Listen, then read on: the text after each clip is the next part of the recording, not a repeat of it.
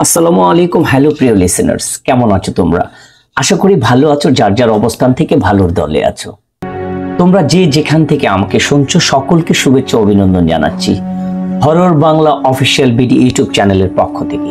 এপার বাংলা ওপার বাংলা যে যেখান থেকে আমার ভৌতিক গল্প শোনো তাদেরকে অনুরোধ করব, চ্যানেলটা যদি সাবস্ক্রাইব করে না থাকো তাহলে চ্যানেলটা সাবস্ক্রাইব করে সঙ্গে থাকার জন্য। আমার এই ইউটিউব চ্যানেল কখনো মিথ্যা কুসংস্কারকে বিশ্বাস করে না। আশা করি তোমরাও কোনো মিথ্যা কুসংস্কার সমাজে রটাবে না। ভৌতিক গল্প উপহার দেওয়া হচ্ছে আমার কাজ এন্টারটেনমেন্ট হিসাবে। তো বন্ধুরা, আজকে এমনই একটি ভৌতিক গল্প তোমাদের মাঝে উপস্থাপন করছি। গল্পের শিরোনাম কবরস্থানে এটা কি। গল্প পাঠে আমি বাদুর রায়হান, শব্দ সাউন্ড এডিটিং তাহমিনা রায়হান মিম, পোস্টার ডিজাইন এআই আর্টিফিশিয়াল ইন্টেলিজেন্সের মাধ্যমে পোস্টার ডিজাইন করা হয়েছে। তো গল্পে চলে যাই। শীতের এক অন্ধকার রাতে গায়ের এক কোণে এক পুরনো কবরস্থান। কবরস্থানের চারপাশে বড় বড় গাছ, যেগুলো দিনের আলোতে শান্ত মনে হলো রাতের অন্ধকারে যেন ভয়ানক ছায়া ফেলে। এই জায়গাটা নিয়ে বহুদিন ধরেই নানা গল্প শোনা যায়। কেউ বলে এখানে মাঝরাতে অদ্ভুত আওয়াজ শোনা যায়, কেউ বলে মোমবাতি হাতে এক ছায়ামূর্তি নাকি কবরগুলোর মাঝে ঘুরে বেড়ায়।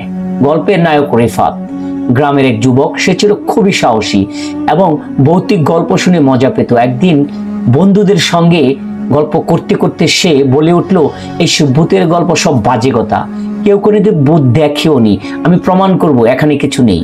বন্ধুদের চ্যালেঞ্জের উত্তরে সে ঠিক করলো সেই রাতে একাই সে কবরস্থানে যাবে। রাত 12টার সময় রিফাত তার হাতে একটি মোমবাতি নিয়ে কবরস্থানের দিকে পা বাড়ালো।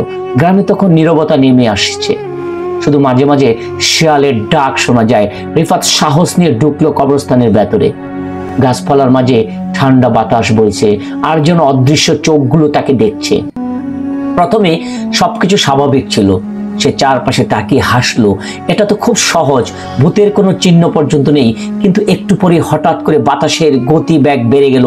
মোমবাতির আলো দপ দপ করে জ্বলতে লাগলো, কিন্তু নিভল না। রিফাতের মনে হলো একটু ভয়, কিছুটা হলে ভয় সে অনুমান করছে, কিন্তু সে নিজেকে বোঝালো সব আবহাওয়ার কারণে হচ্ছে, আমি তো আর ভয় পাই না। কিন্তু হঠাৎ সে অনুভব করলো তার পেছনে কেউ একজন দাঁড়িয়ে। সে ধীরে ধীরে পেছনে ঘুরলো, কিন্তু সেখানে কিছু নেই, শুধু তার কিছু শব্দ অনুমান করলো কেউ একজন তাকে ফলো করছে। সে একটু হাঁটছে, পিছন থেকে তার দিকেও হাঁটছে, কিন্তু যখন সে ঘাড় ঘুরিয়ে তাকালো কিচ্ছু দেখলো না, শুধু মোমবাতির আলোয় গাছের ছায়াগুলো নড়ছে। রিফাত মাথা ঝাঁকালো, এটা আমার কল্পনা। সে আবার হাঁটতে শুরু করলো, কিন্তু তার পিছনে কয়েকজন হাঁটছে বলে সে অনুমান করলো পিছে তাকাতেই কিছু নেই।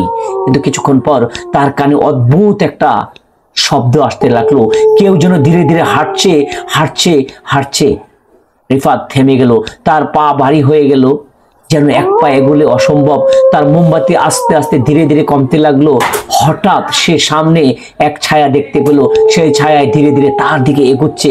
মনে হচ্ছে তার হুবহুব একটা ছায়া তার দিকে এগোচ্ছে। ছায়াটি ভীষণ লম্বা, এক হাতে একটা মোমবাতি।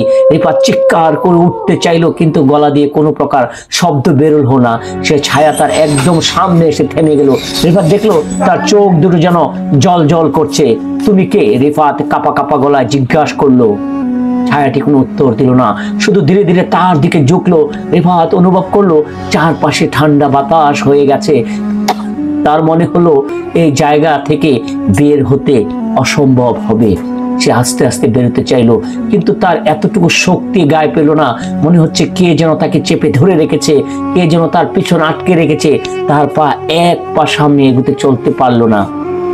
পরের দিন গ্রামের সকল লোকজন রিফাতকে কবরস্থানের মাঝখানে অজ্ঞান অবস্থায় খুঁজে পেল। তার মুখে ছিল সাদা এবং মুখটা ছিল দপদপে সাদা, মুখ দিয়ে ফেনা বেরোচ্ছিল। অনেকদিন পর সে ধীরে ধীরে সুস্থ হলো, কিন্তু সেই রাতের কথা কাউকে সে কোনোদিন বলেনি কি হয়েছে। গ্রামের লোকজন বলতো ভূতের গল্প সত্যি হোক আর মিথ্যে হোক, বিশ্বাসটা সবার মাঝে কাজ করে।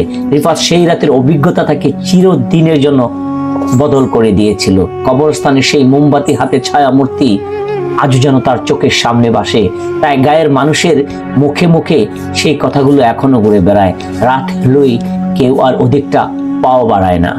কবরস্থান সত্যিকার অর্থে যতটা নেই ভালো, যদি মনের শক্তি ঠিক থাকে তাহলে কবরস্থান ভালো। কারণ মনের মধ্যে যদি ভূত নামক সেই কল্পনা ভয় থাকে, শুধু কবরস্থান কেন, যেখানে যান সেখানে আপনার ভয় তাড়া করবে।